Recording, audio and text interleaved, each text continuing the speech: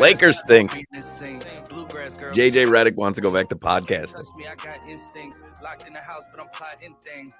Listen, the old F around and find out. Listen, Darvin Ham. he was the guy. I had asked Solana. Crowder's off today. I had asked Solana, what do you want to talk about? He's like, Tyler Herro, of course. And I knew that was coming. I come out of the box. I figured I'd talk about the Lakers. I did bet, by the way, LeBron under 1.5 threes made, which cashed.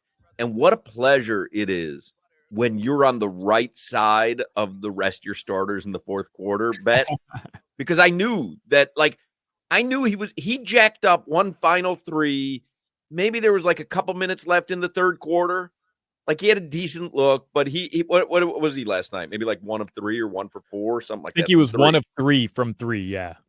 And then I knew he wasn't going to play. I mean, they were down by 40. Like, there was no chance that he was going to play. So that was a nice little wager that I had last night on LeBron. That Lakers team really is in trouble. Man. They don't know if they're coming or going. Like, it's really Crotty. I was watching Crotty last night on FanDuel Sports, and he was just perplexed by how an NBA team, and again, LeBron's older, but Anthony Davis, like, how an NBA team can go from, I don't know what they lost the night before by 20, 29, whatever. Yeah. And then do that again. Like, they got issues, Jack. They got issues. That team's broken, man. On the post-game show yesterday, I mean, imagine the Heat, third largest margin of victory ever. They set a franchise record for assists. Like, I could go on and on, like all the accolades yesterday. And my post-game show is more like, dude, there's something really wrong in LA. That's exactly what happened. I'm telling you, with Eric Reed and John Crotty, they come back after the game, and Eric Reed goes, I want to talk about the Heat and Tyler Herro, but Crotty, what did we just watch? I'm telling you, Crotty was beside himself with what he couldn't come up with the words to describe the Lakers. There was a possession last night, third quarter. Herro makes 7 straight triples. Like, it shouldn't take away from Herro's performance because it was special. Like, it was real special. But Hawk, there was a possession. Jimmy drives baseline. The Heat are up 20 plus points at this point. Jimmy drives towards the baseline. Lakers are playing zone. They're trying to limit the threes. He finds Duncan Robinson wide open in the restricted area under the rim. Duncan, because he's Duncan Robinson, doesn't even think, oh, let me look at the rim here. Because normally Duncan catches the ball underneath the rim. He's not going up. He's going to get swatted. So what's he going to do? He's going to find somebody to pass it to. He passes it to Bam. Bam passes it to Herro. Top of the key, Herro catches, shoots a 3. One of his 7. JJ Redick calls timeout. You had, on the same possession, Duncan Robinson wide open underneath the basket to the point where Jimmy was bitching at him for passing it because it would have led to a Jimmy assist. It was a wide open layup. By the way, Jimmy passes that half the time too. Or he misses it. Dude can't make a layup this year.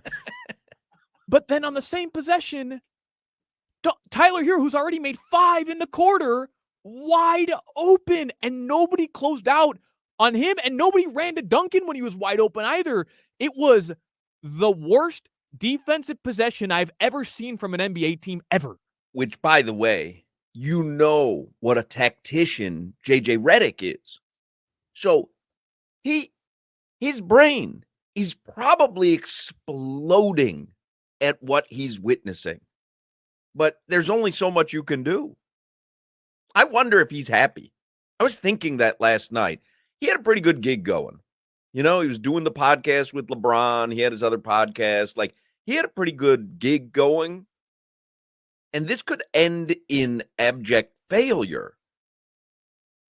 Like, I think he'll be a good coach. I think he'll probably do this the rest of his career. He's certainly, he's got it.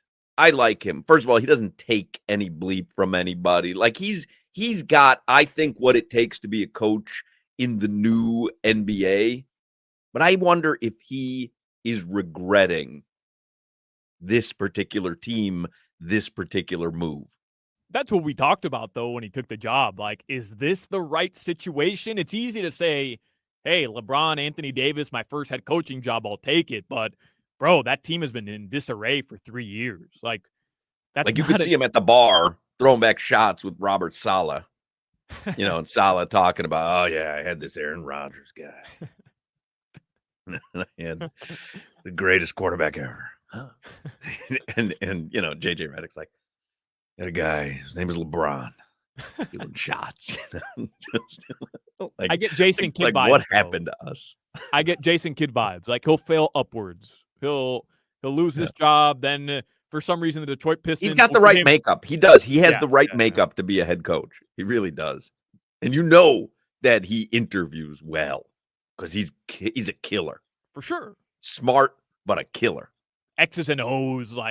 He'll break down everything you need to know about X player on the roster and why Koloko is going to make crazy strides under his new system. But then all of a sudden, here comes Bam Adebayo in your face. There was a place going nuts last night?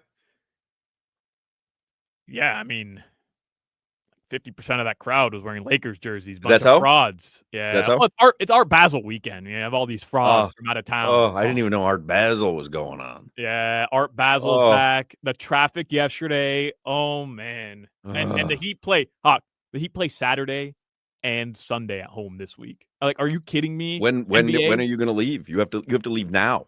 Yeah, so Jimmy's going to take over, and I'll be live from the you have to get on your way now. Why do they do that? I hate when they schedule everything. It's like they have, it's Ultra and Art Basel and 4 Heat games on Saturday. Huh? Why? Who scheduled this? We did the same thing. Ultra came last March, February. I remember. We had Saturday, Sunday, back-to-back at home. What the hell are the schedule makers doing?